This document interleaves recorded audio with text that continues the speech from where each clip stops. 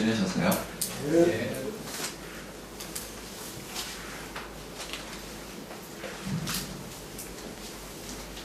오늘은 법불소의 외불의 견해라고요. 많이 들어보셨죠? 아마 이게 우리나라 그 불교 경전 중에서는 사람들한테 가장 많이 알려진 경전 중에 하나인 것 같아요. 무소의 불처럼 혼자서 가라. 뭐 이런 말은 되게 많이 들어봤죠, 그죠? 그래서 오늘은 이제 무소의 불처럼 혼자서 가라는 그 말이 무슨 말인지 이런 거기에 대해서 좀 이야기를 해보려고 합니다. 그 말은 이제 되게 쉬운 말이지만 그것이 이제 가지고 그것이 함축하고 있는 뜻은 상당히 깊이가 있는 뜻입니다. 그래서 우선에 이제 이 그 개송이 나오게 된 계기가 이게 이제 어떤 영각불이 이제 얽힌 개송인데요. 영각불은 어떤 분을 영각불이라고 하느냐, 이제 스스로 깨달은 분을 영각불이라고 합니다. 이제 스스로 깨닫는 존재는 두 분이 계세요. 첫 번째가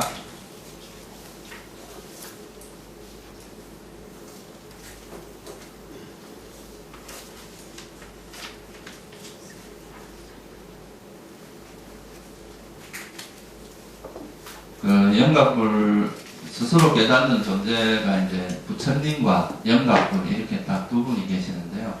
두 분의 차이점은 뭐냐 하면 부처님은 이제 깨달음 얻은 것과 더불어서 다른 사람에게도 이제 이 법을 전해줄 수 있는 그런 능력을 갖춘 분이고, 영각은 깨닫긴 깨달았는데 남에게 전달을 못 해주는 그런 좀 차이가 있습니다.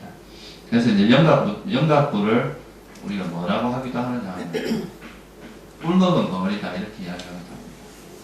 꿀을 먹어야 달콤하긴 한데 그걸 이제 남한테 표현하려니까 이제 벙어리처럼 정확하게 전달을 못 해준다는 거죠. 그래서 뭐 겨우 할 수 있는 이야기가 뭐 이제 열심히 살아라, 착하게 살아라, 계율을 잘 지켜라 이런 정도고요. 부처님같이 이렇게 법을 상세하게 설명을 해서 이제 중생들이 어떻게 하면 깨달음에 이르게 하고 이런 자세한 법에 대한 설을 자세하게 법을 설할 수는 없는 그런 존재를 이제 영각이라고 하는데요. 그래서 이제 이분이 영각이 되기 전에 이제 어느 동네에서 사셨는데 혼자서 이제 혼자 있길 좋아하고 수행하기를 좋아하고 그렇게 했다 그럽니다. 왕으로 태어났는데 어느 시대에. 근데 이 왕으로 태어나서 이렇게 혼자 수행하고 이렇게 하다 보니까 이제 옥상에 올라가서 이제 아무도 못 오게 하고 혼자서 수행만 하고 이렇게 한 보름을 지냈는데 이 부인이 조금 그 보름을 참지를 못하고 신하하고 내통을 합니다. 간통을 해요. 그래서 이제 왕이고 그 왕의 아내가 이제 왕비죠, 그죠? 왕비가 그러니까 신하하고 내통을 하는데 일반 왕 같으면 아마 그 왕비를 그냥 당장 죽였겠죠, 그죠? 근데 이분은 죽이지 않고 이 사람을 그냥 이제 외국으로 내쫓았다는 거죠.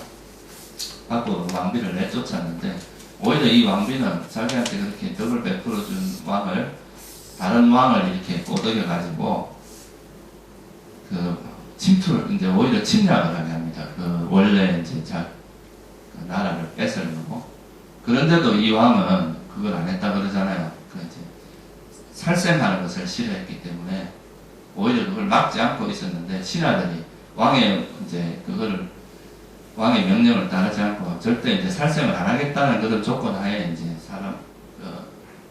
침략자를 막아서 물리쳤다는 그런 이야기가 있는데, 그러면서 이제 이분은 이제 자해수행을 통해서 영각, 깨달음을 얻게 되죠.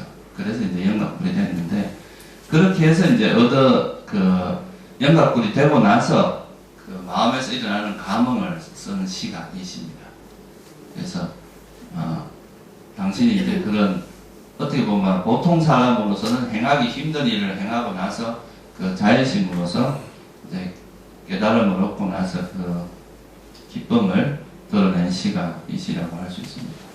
그래서 한번 같이 읽어보겠습니다. 첫 번째 1번 모든 존재에 대해서 폭력을 쓰지 않고 그들 가운데 그 누구에게도 상처 주지 말며 자녀조차 원하지 말라.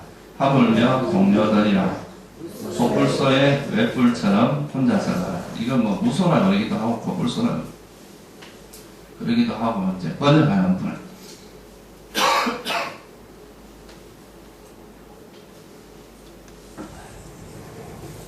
번역하는 분에 따라서 약간 다르게 이야기를 하는데요. 그냥 뭐 고불소의 외뿔이라고 해도 상관없습니다. 그래서 이분은 이제 모든 존재에 대해서 폭력을 쓰지 않고 이렇게 나오잖아요. 그죠? 이 이제 폭력을 쓰지 않는다는 거 이게 이제 메타, 불교에서 말하는 메타라고 그러기도 하고 자애라고 그러기도 하는데 이 자애심을 통해서 이제 아라한이 깨달은 영각이 되었기 때문에 이제 모든 존재에 대해서 그러니까 자기를 배신하고 어떻게 보면 이제 자기가 왕인데 그 왕비가 친하고 간통을 하고 오히려 또 그걸 살려주고 이제 재산도 몰수하지 않고 외국으로 보냈는데 그 외국의 군대를 동원해서 자기를 치려고 했던 그 사람마저도 용서를 했단 말이에요. 이 사람은. 그러니까 이제 그런 그 어떤 사람에게도 상처를 주지 않는 그런 이제 자애 수행을 통해서 깨달음을 얻었기 때문에 이제 이런 이야기를 쓰는 거죠. 그래서 이제 모든 존재에 대해서 폭력을 쓰지 않고 그들 가운데 누구에게도 상처를 주지 않는다 이렇게 나오는데요. 이제 이 불교에서 수행에서 우리가 이제 크게 나누면 두 가지로 이야기를 할 수 있는데요. 한 가지가 지혜입니다. 반야라고 하는 것. 우리가 이제 이 반야신경을 지금 항상 독송을 하는데 이 반야신경이 이제 이런 지혜를 개발하기 위한 이제 지혜를 드러내기 위한 그런 경전이고 또 한 가지 이제 중요한 게 뭐냐면 이제 이 자애거든요. 자애. 그러니까 지혜와 자비라고 하는 것이 항상 두 개의 축이 됩니다. 근데 이제 이 지혜라고 하는 것이 너무 강하고 자애는 부족하면은 이게 어떤 사람이 되냐면 냉혈한이 될 수가 있어요. 그러니까 아주 막 어떤 상황에 대해서 정확하게 판단하고 하는데 따뜻함이 전혀 없는 그런 사람이 될 수가 있고 또 자애심만 충만하고 지혜가 없으면 이제 마음씨 좋은 바보가 되는 거죠. 마음씨는 좋은데 어떤 상황에서 처리를 못하고 그 상황에서 어떻게 해야 될지 판단도 못하고 이런 이제 사람이 될 수가 있다는 거죠. 그래서 이 불교에서 말하는 지혜라는 것은 올바른 지혜가 생기면 자비심이 생길 수밖에 없고 또 자비심이 있다는 건 이제 지혜가 있다고 보는 그런 관점입니다. 자비심이라고 하면 일단 성냄을 포기하는 것과 관계 있습니다. 화, 그러니까 분노, 폭력, 뭐 이런 걸 포기하는 거하고 관계 있는데, 그러니까 다른 사람이 괴롭기를 바라지 않고, 다른 사람이 행복하기를 바라는 마음이 자애심입니다. 그러니까 이제 우리가 보통 저 사람이 길거리 가다가 확 쓰러졌으면 좋겠다, 뭐 이런 자기가 좀 미워하는 사람이 있으면 가다가 이제 확 쓰러졌으면 좋겠다, 뭐 또는 그 사람이 하는 일이 잘 안 됐으면 좋겠다. 저 사람이 뭐 사업하는 게 망해가지고 고통받았으면 좋겠다. 뭐 이렇게 생각을 한다거나 그 사람이 행복하기를 바라는 게 아니라 그 사람이 이제 괴롭기를 바라는 이런 마음을 이제 일으킬 수가 있는데 이 자애심이라고 하는 거는 그런 게 아니라 그 상대가 행복하기를 바라는 마음을 이제 자애심이라고 합니다. 근데 여기는 두 가지 조건이 있어요. 하나는 이제 상대가 행복하기를 바라는 마음이 첫 번째고 두 번째는 집착이 없어야 돼요. 그러니까 자기가 한 행위에 대해서 내가 이렇게 했으니까 네가 이렇게 갚아야 된다. 이런 마음이 있다면 그건 또 올바른 자애심이 아닙니다. 보통 보면 내가 이만큼 해줬는데 너는 왜 날 안 해줘? 막 이렇게 생각을 하는 거죠. 그렇게 하는 것은 이제 자애심이 아니고 자애는 요즘 말로 쉽게 이야기하면 이타적인 사랑이다. 뭐 이렇게 말할 수 있습니다. 그러니까 뭘 바라고 하는 게 아니라 그 사람이 그 상대가 순수하게 그냥 행복하기를 바라는 그런 마음이죠. 이분 같은 경우도 이 브라마다타라고 하는 이분 같은 경우도 그 자기 아내가 부정을 저질렀잖아요. 어떻게 보면 이거는 이제 배신행인데 그 큰 배신행이죠. 그 부정을 저질렀을 뿐만 아니라 다른 나라의 군대를 데리고 와서 자기 나라를 공격을 했단 말이에요. 그런데도 그 사람에 대해서 미워하는 감정이나 저 사람이 뭐 정말 분노가 넘쳐서 다 죽여버리겠다 뭐 이런 게 아니라 그 사람은 오히려 용서하고 그 사람이 행복하길 바라는 마음으로 이렇게 하는 거죠. 이게 이제 불교에서 말하는 그 자애심이라고 하는 겁니다. 우리 아까 자애경 외웠잖아요. 그죠? 자애경 보면 그렇게 나오죠. 하나밖에 없는 외아들을 어떻게 하듯이, 그죠? 목숨으로 보살피듯이 모든 중생, 그러니까 꼭 나하고 인연이 있는 그런 중생뿐만이 아니고 이 세상에 적어도 살아있는 존재, 생명체라면 누구나 다 행복하기를 바라는 그런 마음이 이제 자애심이다. 이렇게 말할 수 있습니다. 보통은 이제 우리가 분노가 없는 거, 그런 식의 이제 이야기를 많이 하는데요. 이 자애심이라는 건 특히 살아있는 존재에게 해당될 때 자애심이라고 합니다. 예를 들어서 이제 이런 물건 같은 거, 시계 같은 것을 뭐 이제 어떤 사람이 나한테 뭘 줬는데 마음에 안 든다고, 이거 마음에 안 든다고 막 화를 내고 이런 거는 일반적으로 자애심이라고 말하진 않아요. 그거는 이제 사물에 대한 어떤 싫어하는 마음이잖아요. 그죠? 분노. 근데 우리가 살아있는 존재나 이제 생명체에게서 일반적인 생명체에 대해서 싫어하는 마음을 내지 않는 그거를 일반적으로 자애심이라고 이야기를 합니다. 그래서 약간 구분을 해요. 그냥 단지 성냄이 없다 이렇게 말하는 것은 일반적인 이야기고요. 특히나 살아있는 생명체에게 이제 화를 내지 않고 그 생명체가 행복하길 바라는 그런 마음이 이제 자애심이다 이렇게 말할 수 있습니다. 그래서 어떻게 보면 우리 삶의 존재에서 이 자애심이라고 하는 것은 굉장히 필수적으로 필요한 거예요. 꼭 필요한 부분이다 이거예요. 우리가 이제 인간이 이렇게 올려 살아가는 데 있어서 이 자애심이라는 게 없으면 이 윤활유 작용을 해주는 게 없어요, 그죠? 서로가 막 계속 부딪히게 되고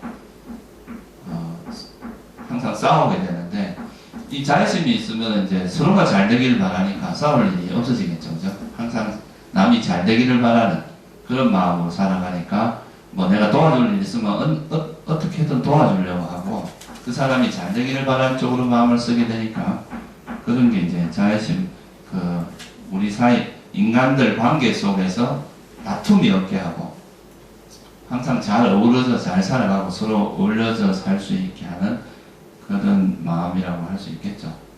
근데 이런 자애심은 어디로부터 비롯되느냐 하면 결국 내 것이라고 할 만한 것이 없다는 거 있잖아요. 그죠? 사람들은 보통 보면 이제 나, 너 이런 게 너무 이렇게 확연히 구분되어 있잖아요. 저건 내 거고 이건 내 가족은 행복해도 되고 남은 죽든 말든 뭐 나는 우리 가족만 행복하면 된다. 이렇게 생각하는 거. 만약에 직업을 보통 사람들이 그런 게 있잖아요. 자기 가족이 다치는 그런 막 못 견뎌하면서도 마약이나 또는 뭐 아주 무기, 뭐 독약 이런 거 사람에게 큰 해가 되는 그런 것을 하면서도 전혀 죄책감을 느끼지 않는 이런 게 이제 나와 너라는 게 이제 이건 내 거고 이건 남의 거, 내 것이 아닌 거 또는 내가 아닌 거 이렇게 해서 구분을 해서 내가 아닌 것은 뭐 다 죽어도 상관없고 다 잘못돼도 상관없다 이렇게 생각을 하면은 이제 그런 아주 잔인해지고 사람이 그래 될 수가 있는데 좀 우리가 나중에 깊이 공부를 해보면 내가 나라고 할 만한 것이 이렇게 뚜렷이 없다. 그냥 우리가 어떤 인연 따라 조건 지어져 있는 거지 내가 특별히 이것은 내 것이다 라고 할 만한 것이 없다는 것을 이해하게 되면 그런 마음들을 이렇게 버리게 되겠죠. 그죠? 그래서 자애심이라고 하는 거는 그런 나와 남의 구분이 없는 거하고도 관계가 있습니다. 나를 너무 이렇게 내세우는 사람은 자애심이 있을 수가 없어요. 근데 자기가 에고를 약하게 이기심을 내려놓고 나라는 그런 마음을 이제 이런 걸 놓고 나와 남을 이제 경계를 허무는 나와 남이 서로가 이렇게 내가 잘 되는 것이고 남이 잘 되는 거고 남이 잘 되는 것이 나의 행복이다 이렇게 생각을 하면 이제 이런 마음을 개발할 수가 있죠. 실제로 이제 이 자애명상 같은 경우는 나한테도 이득이 되고 세상에도 이득이 되는 그런 수행입니다. 어떻게 보면 여러분들이 뭐 지혜만 닦는 거 이런 거는 외형적으로는 그게 잘 안 드러날 수가 있잖아요. 그죠? 자기 지혜를 닦고 뭐 혼자서 막 수행하기만 하고 이렇게 하는 거는 남들이 볼 때 저기 나하고 무슨 상관이냐 이렇게 말할 수도 있는데, 근데 이제 이런 제대로 만약에 수행을 한다면 이런 자의심이 생기게 되고 내가 얻은 평화, 마음의 고요함, 지혜 이런 것들을 또 나중에 다른 사람들하고 이제 나눌 수가 있으니까 결국은 그게 이제 나한테도 이득이 되고 남한테도 이득이 되고, 또 역으로 말하면 내 수행을 남을 돕고 남에게 좋은 마음을 내는 그 자체가 또 좋은 자의 수행이 되는 거죠. 그죠? 그런 마음을 계속 일으키는 것 자체가 우리 마음의 분노를 얻게 하고 집착을 얻게 하기 때문에 꼭 앉아서 이렇게 뭐 호흡만 알아차림을 하고 이런 것만이 수행이 아니라 다른 사람이 어려울 때 이렇게 도와주고 진심으로 이렇게 그 사람이 행복하기를 바라는 마음을 내고 이렇게 하는 것 자체가 또 하나의 좋은 수행법이 되기도 하거든요. 그러니까 결국은 남을 돕는 게 자기 수행하고 무관하지가 않은 거죠. 단지 이런 거 할 때는 아까 말했듯이 집착을 가지고 하면 안 됩니다. 내가 이거 해줬으니까 뭐 저 사람도 나한테 해주겠지 뭐 이런 마음이 아니라 순수한 마음으로 한다면 그것 자체가 나한테도 도움이 되고 타인에게도 도움이 되는 그런 일이라는 거죠. 예를 들어서 제가 이제 그런 걸 한번 봤었는데, 이제 뭐 어떤 사람이 제가 이렇게 부엌에서 설거지를 하면서 뭐 일을 하면서 그런 혼자 쭉 이렇게 이야기를 하는 걸 한번 들은 적이 있어요. 아, 내가 뭐 수행하러 왔지, 뭐 그릇 닦으러 왔나, 뭐 이렇게. 그러니까 이제 그걸 하면서, 그러니까 이제 수행하는 것과 그런 데 와서 이제 봉사를 하고 일을 하는 거 이런 게 완전 다른 거라고 생각하는 거예요. 그러니까 내가 여기 앉아서 수행하고 이렇게 빨리 많은 정보를 습득해서 그 정보를 머릿속에다 많이 집어넣고 이제 이런 데이터를 많이 가지러 온 거지. 뭐 내가 여기 일하러 온 것도 아닌데 왜 이런 걸 시키냐 이렇게 불만을 가질 수가 있는데, 우리가 수행하는 건 그런 거하고는 좀 다르죠. 그죠? 여러분들이 머릿속에 많은 정보를 넣는다고 해서 그게 여러분 삶의 변화가 일어나는 건 아니거든요. 결국은 이제 우리 마음의 변화란 말이에요. 그죠? 이 마음의 변화를 일으키기 위해서는 실제로 어떤 실천하는 게 필요한데, 예를 들면 부처님께서 이런 자애심이라고 하는 것은 선한 마음이고 우리를 향상시키주는 거거든요. 그러면 그냥 지금 이 순간에 내가 자애를 베풀 수 있는 조건과 여건이 되면 그런 자애를 행하는 것 자체가 우리에게 좋은 수행법이란 말이에요. 근데 거기에 대해서 불만을 가지고 막 그거에 대해서 짜증을 내고 이렇게 한다면 그거는 어떻게 보면 자애를 일으키면 수행이 될 수 있는 것을 분노를 일으키고 있는 상황이랑 똑같단 말이에요. 그죠? 그래서 그런 거를 잘 이해하면 이 자애 수행이라고 하는 것이 결코 우리에게 불이익을 주는 게 아니라 남에게도 이익을 주지만 많은 사람에게도 이익을 주고 나에게도 이익을 준다. 이거는 그러니까 누이 좋고 매부 좋은 그런 수행이 되네요. 나뿐만 아니라 남에게도 이익이 되는. 그래서 이 자애 수행은 참으로 좋은 수행입니다.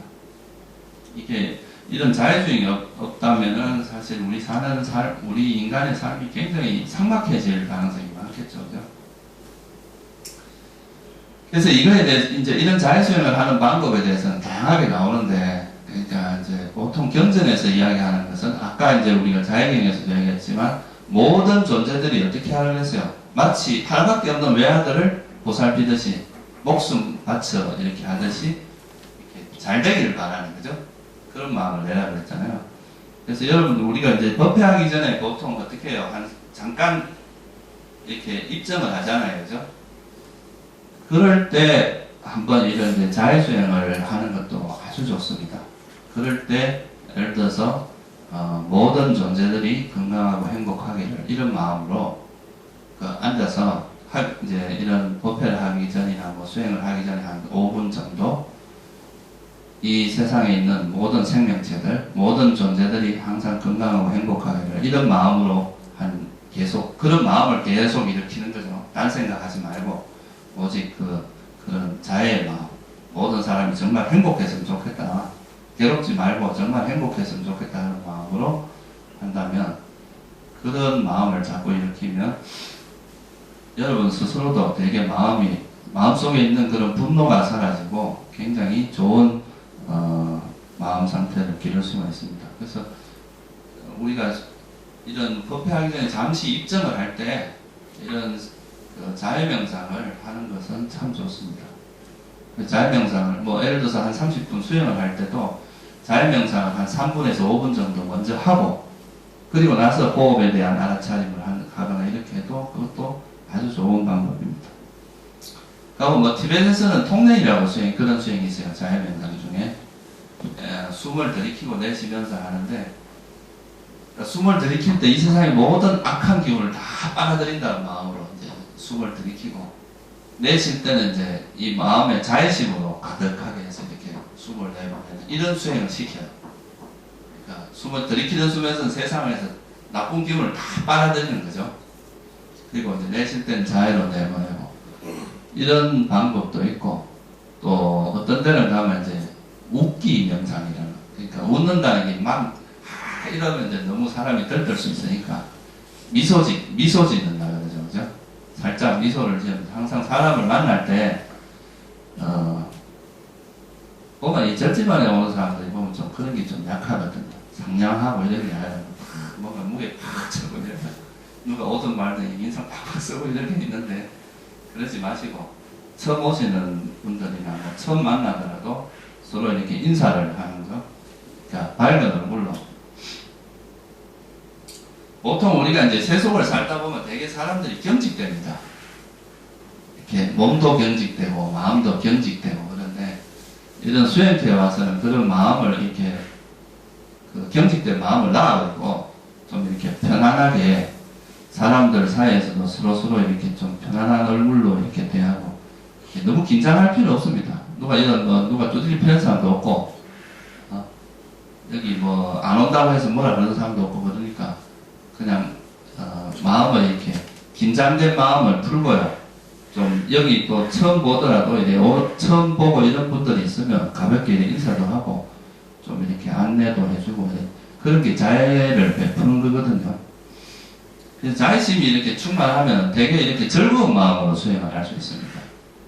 보통 절에 가보면 이렇게 그런 거 있죠. 이렇게 좀 텃세 오래 계신 분들이 이렇게 딱 자리 잡고 있으면서 이제 좀 쳐보는 사람들한테 텃세 부리고 이런 것도 있고 막 이렇게 폐가 나눠져가 있는 것도 있어요.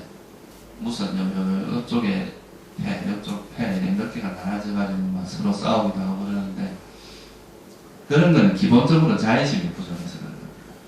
자애심이 충만하면은 서로가 잘 되기를 바라기 때문에 그렇게 싸울 일이 없어요.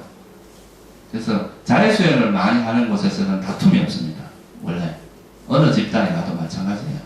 특히 이런 수행자 집단은 이 자애심이 바탕이 돼야 됩니다. 여러분들도 그걸 항상 마음에 이렇게 새겨두시고 항상 자애를 많이 베풀려고 노력을 하세요.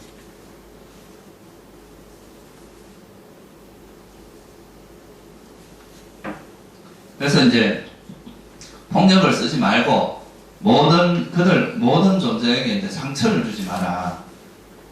그러니까 이게 이제 그 사람이 잘 되기를 바라면 그 사람에게 상처를 주진 않을 거 아니에요, 그죠? 그 사람에게 따뜻한 말, 부드러운 말을 하게 되겠죠, 그죠?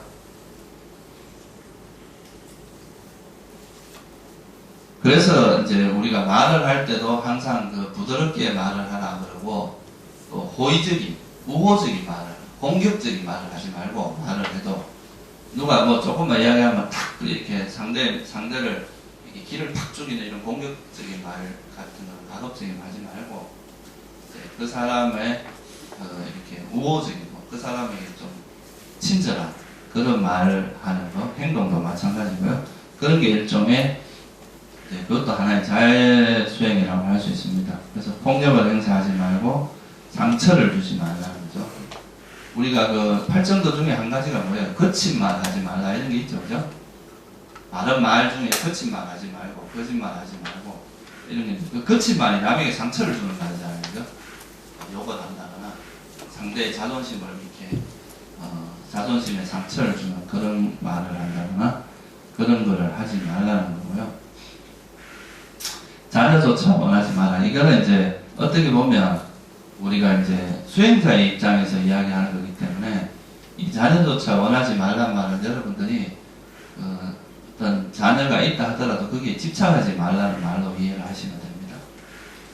너무 내 자식, 내 거, 내 가족 이렇게만 하지 말고 아까 말했듯이 이제 나라는 관념이 강하면 강할수록 우리가 이제 이 바깥 세상과의 벽이 커집니다.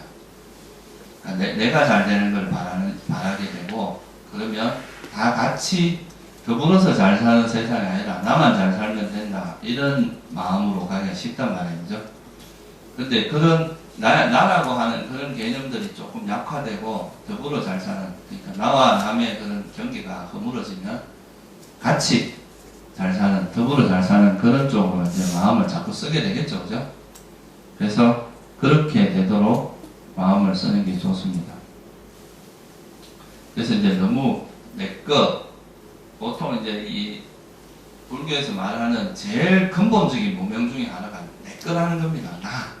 나라고 하는 것, 그리고 이제 내 거다. 또는 이거는 이제 이것이 나의 자아다. 라고 이야기하는 이런 게 이제 가장 우리를 현혹시키고 우리 마음을 이제 왜곡되게 하는 요소인데, 그런 마음을 적게 해서 다른 사람에게 상처를 주게 되면 여러분 마음도 불편해집니다. 그죠? 그러니까 이제 그렇게 하지 말라는 거고요. 그래서 자녀조차도 다른 사람에게 상처 주지 말고 자기 자녀조차도 내 거다, 내 자식이다 이렇게 너무 붙들지 말고, 그러니까 그냥 여러분들이 할 수 있는 그 자식에게 자애를 베푸는 건 좋거든요. 이타적인 사랑을. 근데 자기 의도대로 끌고 가려고 한다거나 또 너무 내 가족 뭐 이래가지고 그거에 대해 집착을 하거나 이런 거는 오히려 사람 마음을 이제 어리석게 만들어서 올바른 길로 가지 않게 하니까 그러지 않도록 하는 게 좋고요. 그러니까 동료도 마찬가지라는 거죠.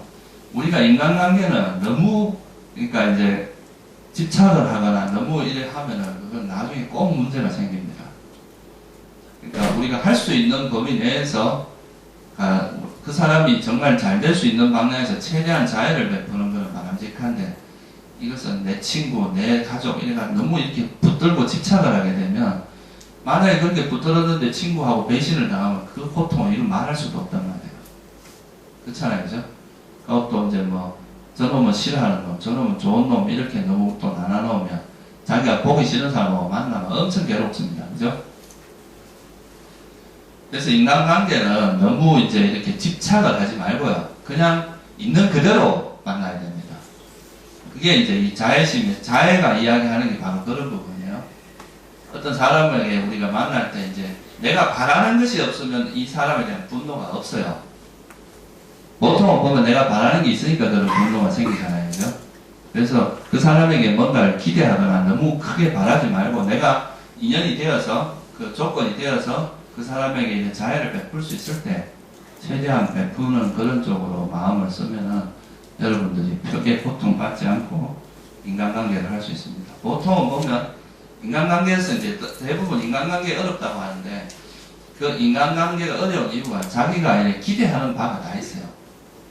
그러니까 어떤 사람을 만나면 저 사람은 이렇게 했지 하고 자기가 미리 다 생각을 하는 거죠. 그 사람에 대해서. 저 사람은 이렇게 해야 내가 될 것이다. 이렇게 생각을 하는데, 여러분 기대대로 잘 안 됩니다. 그죠? 인간관계가. 대체로 내가 기대하는 대로 이렇게 안 흘러가 줍니다.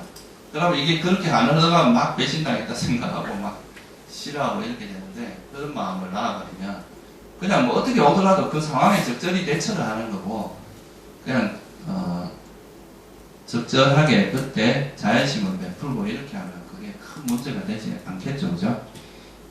그래서 이제 그런 집착 없이 대하고, 동료도 마찬가지죠. 그렇게 하면서 코뿔소의 외뿔처럼 혼자서 가라. 인도에 있는 코뿔소는 뭐 제가 보진 않았어요. 그런데 뿔이 하나밖에 없답니다. 원래 코뿔소가 뿔 하나가 아닌가요? 두 개도 있어요. 큰 거 있고 작은 거가 있고. 근데 인도에 있는 건 하나밖에 없대요. 그래서 아마 이게 이제 이렇게 쓴 것 같은데, 이거는 뭘 의미하느냐 하면요, 수행의 길이라는 것은 옆에서 도와줄 수는 있어도 혼자 할 수밖에 없습니다. 여러분들이 누가 해주겠어요? 그러니까 제가 여러분들한테 이렇게 이야기를 해주는 거는 우리 부처님의 가르침을 따라서 이렇게 가면 우리가 이제 행복해질 수 있다라고 하는 그 이야기를 해줄 수 있어도 그 길을 가는 건 누가 가야 돼요? 여러분이 마음을 안 바꾸면 아무리 뭐 떠들어도 안 되는 거거든요. 그러니까 이제 이거는 혼자서 간다는 것은 결국은 자기 스스로 가야 된다는 이야기예요.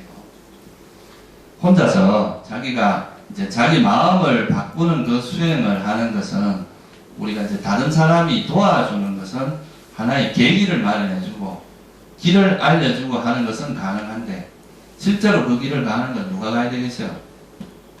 여러분들이 가야 되겠죠, 그죠?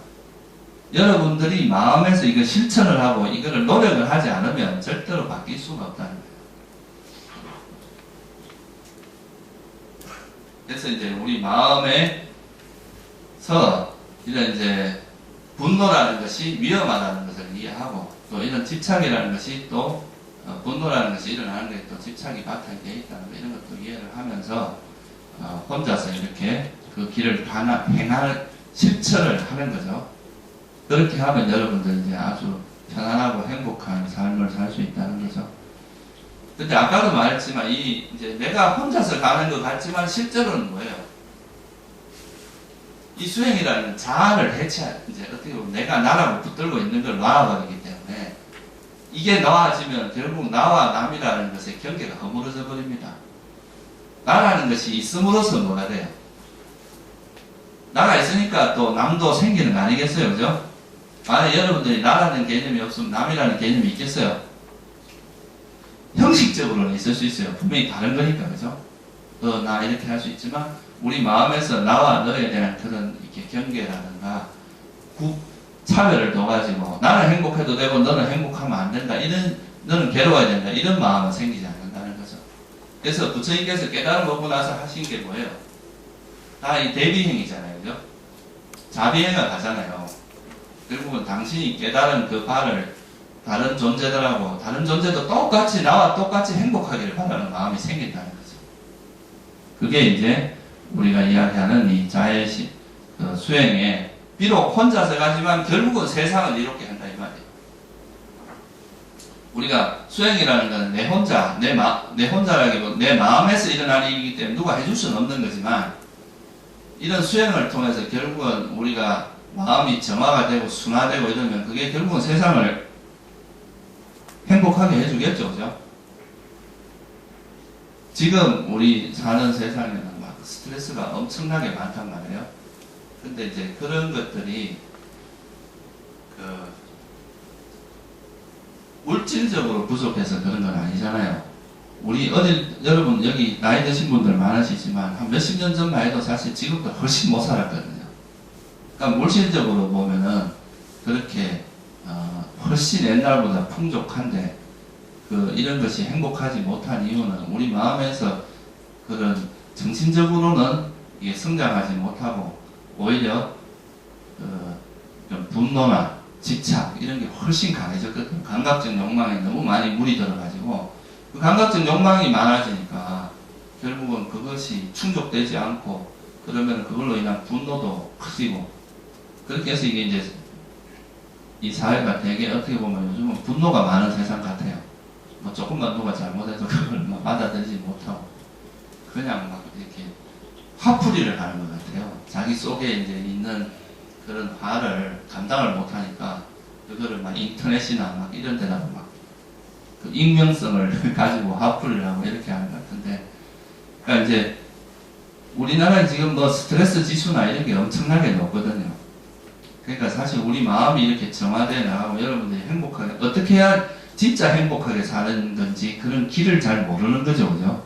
그런 길을 잘 알게 되면 사실 우리가 같이 더불어서 다 행복하게 살 수 있는데 그런 길을 잘 모르고 이제 무지개를 쫓다 보니까 막 내 것만 많이 챙기기만 하면 행복해진다 이런 생각을 하니까 다른 사람이 죽든 말든 막 자기 것만 자꾸 챙기려고 하다 보니까 사회가 점점 더 어려워지고 막 그런 계층 간의 갈등도 많아지고 그런 것 같은데 그러니까 이런 수행을 하는 것이 오히려 그런 마음들을 이렇게 순화시켜주는 효과가 있기 때문에 요즘 시대 같은 데는 오히려 이런 정신적인 공부가 상당히 중요한 시기라는 생각이 들어요.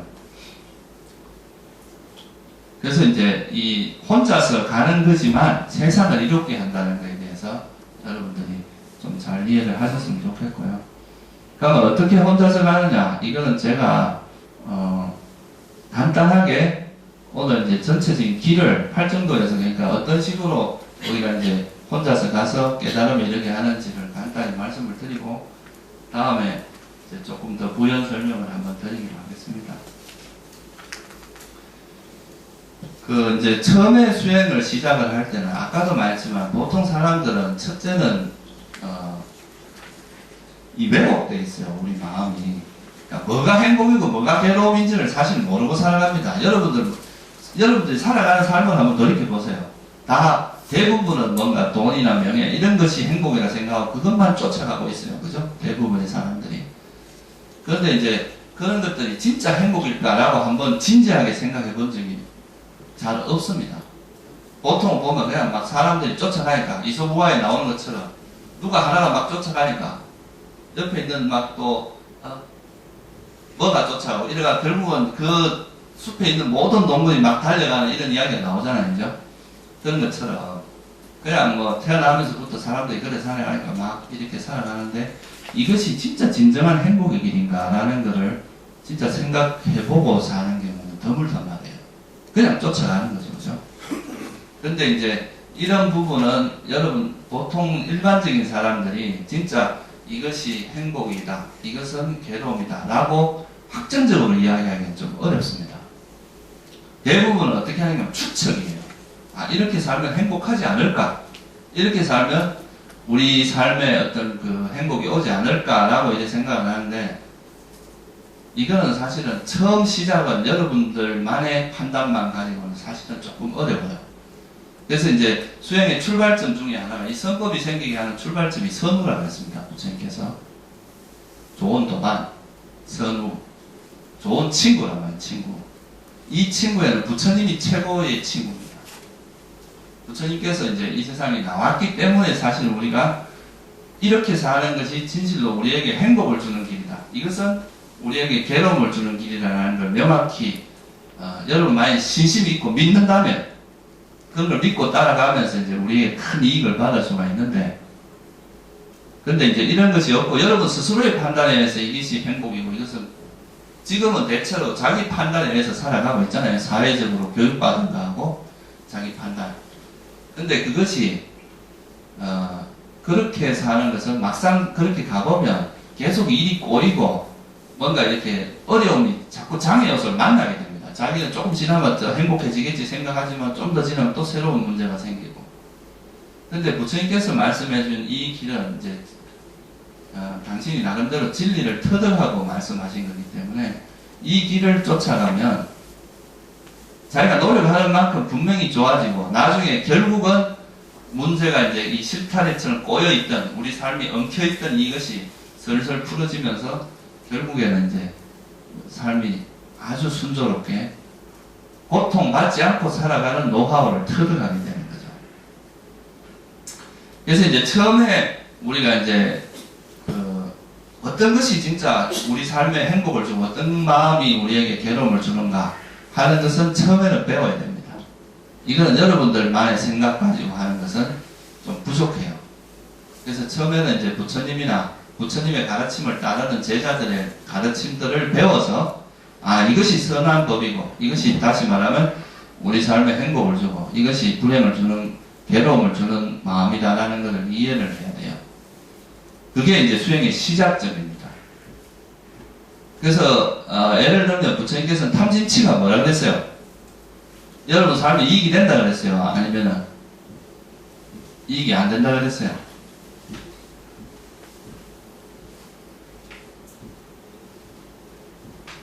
이 탐욕과 성냄과 어리석음은 우리 삶에 고통을 준다 그랬잖아요. 그죠? 그리고 이거를 벗어나는 것, 이거로부터 벗어나는 것이 우리에게 이익을 준다. 이게 이제 부처님께서 말씀하신 건데, 그래서 이 처음에 수행의 출발점이 뭐냐면 정견입니다. 정견. 그러니까 바른 견해라 이거예요. 이게 이제 선법 어떤 것이 우리에게 행복을 주고 어떤 것이 불행을 주는지를 이해를 해야 돼요. 그러면 예를 들어서 집착하는 게 행복입니까? 행복이 아니에요. 예? 행복입니까? 행복이 아니죠. 이건 여러분들이 경험상으로 알고 있습니다. 뭔가를 집착을 했을 때 우리에게 어떤 고통이 오는지를. 그리고 분노로 우리에게 고통을 줍니다. 어리석은 것도 고통을 줘요. 그렇다면은 이 집착을 하지 않고 이거를 놓는 지혜가 생기면은 이거는 행복이겠어요? 고통이겠어요? 행복이죠. 분노를 자애로 바꾸면 이것도 행복입니다. 어리석음을 지혜로 바꾸면 이것도 행복입니다. 그래서 이런 식으로 우리가 이제 이런 어떤 것이 선함, 어떤 것이 행복을 주고 어떤 것이 불행함을 주는지를 알면 그거로부터 여기에 맞게 사유를 하는 거죠. 그러니까 놓는 방식으로 생각을 하고 자애를 일으키는 생각을 하고 그리고 남을 해치지 않고 남을 행복하기를 바라는 남이 상처받지 않기 바라는 그런 생각을 일으킨다면 그게 정사유라는 거예요. 바른 사유. 그래서 수행이 시작을 할 때 바른 견해와 바른 사유는 수행의 출발점에 해당합니다. 그러면 이걸 이제 우리가 우리 삶에서 어떻게 실천을 할 것인가? 부처님께서는 첫째 뭘 가르쳤느냐 하면 여러분들이 말을 함부로 하지 말아야 돼요. 말을 할 때는 이제 거짓말 하지 말고 그리고 남에게 상처 주는 말 같은 거 하지 말고 저놈이 말이야 어제 너 보고 너 되게 못생겼다 받아라 뭐 이렇게 이제 이간질 시키는 말 이런 이간질 시키는 말 또는 쓸데없는 말 이런 것들을 하지 말고 이게 이제 정어죠. 불교에서 말하는 그러니까 이제 팔정도에서 말하는 정어입니다.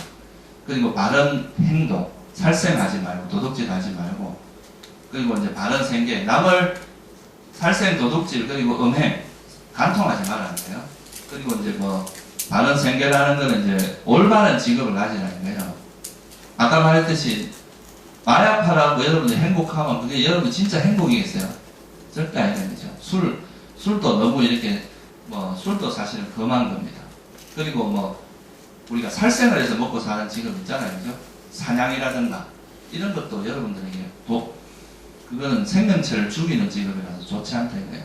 독약 파는 거, 무기 파는 거 이런 거, 인신매매 그런 직업은 가지고 정당하게 벌어서 먹고 살아야 되죠. 그게 이제 정어, 정업, 정명이라고 하는 거고요. 그런 걸 바탕으로 해서 이 세 가지를 바탕으로 하면 적어도 여러분들 악도에 떨어지지 않습니다. 그러니까 남들에게 비난받아서 저놈 나쁜 놈이다, 저놈 죽일 놈이다 이런 소리는 안 된다 이 말이에요. 그 세 가지만 잘 지켜도.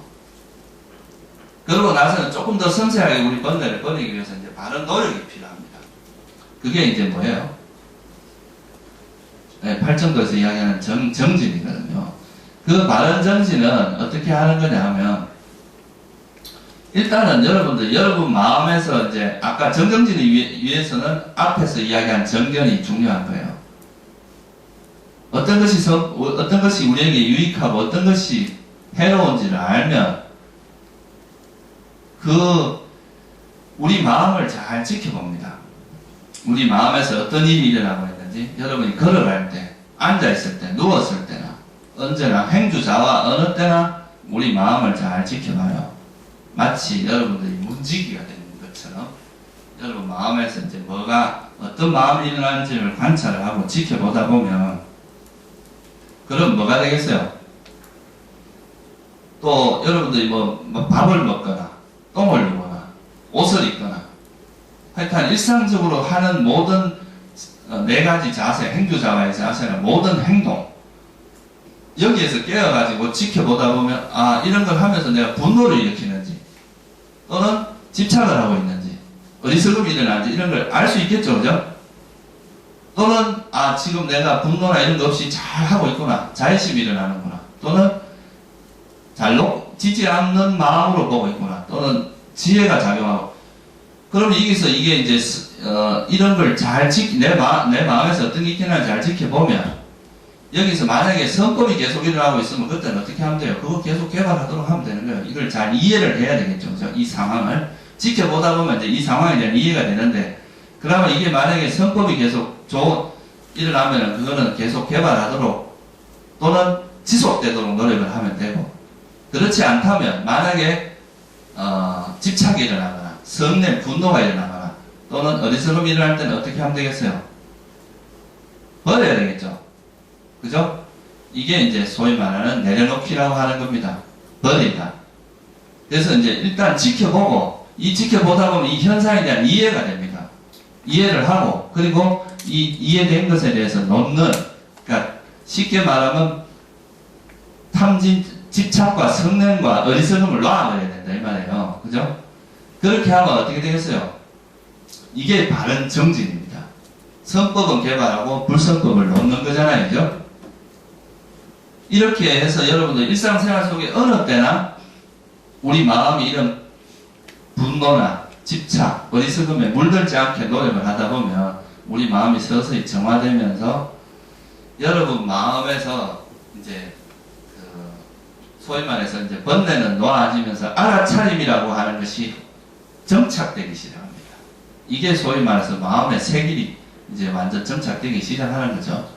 이렇게 정착이 되면 이게 이걸 우리가 뭐라고 하느냐 하면 이 마음 챙김 또는 알아차림의 확립이라고 이야기를 합니다. 이 네 가지 대상, 그러니까 우리 몸이나 느낌, 마음, 그리고 5가지 장애, 번뇌라든가 또는 이런 선한 법들, 불선한 법이나 선한 법 이런 것들을 알아차림이 언제 어느 때나 끊이지 않고 잘 이어진다는 거죠. 그렇게 되는 걸 알아차림의 확립이라고 하는데 그게 바로 정념입니다. 정념. 팔정도에서 정념은 4가지 대상의 알아차림에 대한 확립이거든요. 그러니까 여러분들 일상생활에서 언제나 깨어있고 알아차림이 탁 안정되면은 그때는 어떤 일이 발생하냐면요. 번뇌가 거의 안 일어나니까 어떤 일이 일어나겠어요? 막 스트레스 받겠어요? 스트레스 안 받고 뭐가 일어나겠어요? 행복이 일어납니다. 우리 마음을 구속하고 있던 이런 번뇌로부터 벗어나기 때문에, 벗어나고 이런 것들로부터 해방됐기 때문에 그런 것으로부터 일어나는 희열과 행복이 일어나게 되는데, 이 희열과 행복이 뭐냐 하면 이 희열과 행복이 점차 우리 마음에서 번뇌가 적어지면 적어질수록 점점 강해집니다. 그러다 보면 어떻게 되겠어요? 아이고 아무것도 안 해도 너무 행복하다 하고 현재에 머무르게 되겠죠. 그죠? 이 순간, 지금 이 순간에서 행복을 경험하게 되는 거죠. 지금 여기서 여러분들이 돈 벌 필요 없습니다. 지금 이 순간에 행복을 맞이할 수 있어요. 명예를 질 필요도 없어요. 권력도 질 필요 없습니다. 그거보다 훨씬 질 높고 훨씬 더 아름답고 행복한 그런 것이 지금 이 자리에서 맛보게 되는데, 그러면 그것이 강해지면 강해질수록 지금 여기서 마음이 움직일 필요도 없이 어느 상태로 빠져들게 되는 거죠. 그게 정정이라고 하는 선정 상태입니다. 삼매 상태에 들어가게 돼요. 그걸 이제 우리가 팔정도에서 말하는 정정이라고 하는 거죠. 그래서 이 팔정도가 그냥 이렇게 막 부처님께서 아무 생각 없이 만들어낸 그런 가르침이 아닙니다. 이 수행을 시작하면서부터 어떻게 우리가 변해가서 이렇게 되는지를 다 깊이 고려를 해서 이렇게 수행의 그 흐름을 정확하게 설명을 하신 거라고 할 수 있어요. 그러니까 선정을 닦고 나면 우리 마음이 너무 고요해지거든요. 아무 번뇌도 없고 그냥 어떤 깨끗하고 청정하고 아주 고요하고 또릿또릿한 그런 마음 상태가 되는데, 그런 마음 상태에서 뭐가 생기냐면 깊이 있는 지혜가 생깁니다. 그런 걸 우리가 뭐라고 하냐면 아주 이제 이런 상태에서 소위 말하는 그 무상고, 여러분들 지금까지는 그냥 무아, 무상 이렇게 이야기하면 그냥 그 지식으로밖에 잘 안 알아요. 그냥 그런 개념을 이해하는 거지만, 이런 상태가 되면 그 무상고 무아라는 정말 내가 없구나 하는 이런 걸 깨뚫어 알게 됩니다. 지혜로서 아주 깊이 통찰하게 되고, 그걸 통해서 깨달음이 일어나면 이제 깨달음이 일어나게 되는 거죠. 그죠? 그래서 정견에서부터 이제 정견과 정사유를 바탕으로 해서 정어, 정업, 정명이라고 하는 바른 말, 바른 행위, 바른 생계를 잘 지키면 이런 노력을 통해서 사념처가 확립되고 바른 선정에 들어가요. 선정 이후에 다시 정견이 완성됩니다. 그 깨달음을 통해서. 처음에 정견은 성과 불선을 구분하는 정도 지혜였지만 이 과정을 거치고 나서 이루어지는 정견은 사성제에 대한 완전한 통찰이 이루어집니다. 그러면서 이제 완전한 깨달음이 이루어지고 소위 말해서 이 8정도의 서클이 완성이 됩니다. 회탈이 이루어지는 거죠. 그래서 그렇게 되도록 이런 길을 가는 것을 이 무소의 웹볼처럼 혼자서 간다는 뜻이 그런 말입니다.